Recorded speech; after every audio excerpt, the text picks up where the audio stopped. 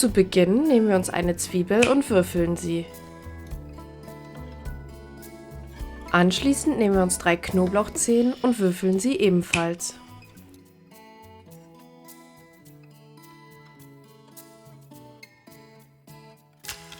Etwas Petersilie wird auch fein gehackt. Nun nehmen wir uns den Hirtenkäse, der ebenfalls gewürfelt wird. Anschließend erhitzen wir etwas Öl in einer Pfanne, in der wir Zwiebeln und Knoblauch anbraten.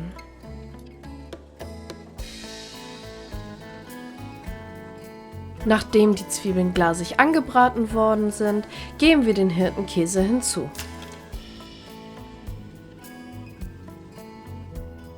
Für die Cremigkeit geben wir ca. 100 Gramm Frischkäse in unsere Pfanne.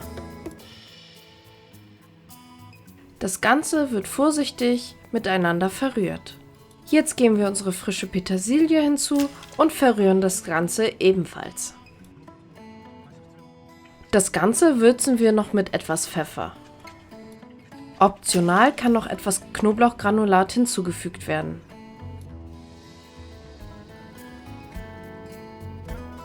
Unsere cremige Käsemasse geben wir in eine Schüssel und lassen das Ganze etwas abkühlen. Dann schnappen wir uns ein Ei und verquirlen das Ganze in einer kleinen Schüssel.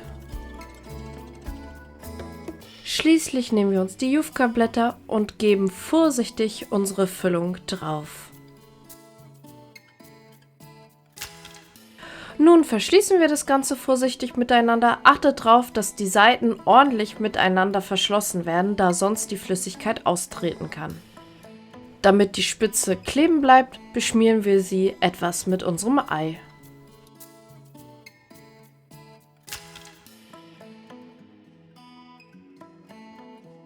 Zum Schluss kommt das Ganze für 15 Minuten bei 200 Grad in den Airfryer oder in den Backofen.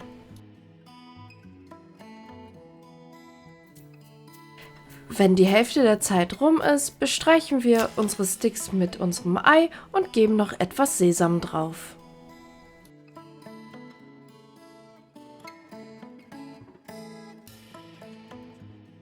Circa 3 Minuten vor Ende wenden wir unsere Sticks einmal und bestreichen und bestreuen die andere Seite ebenfalls.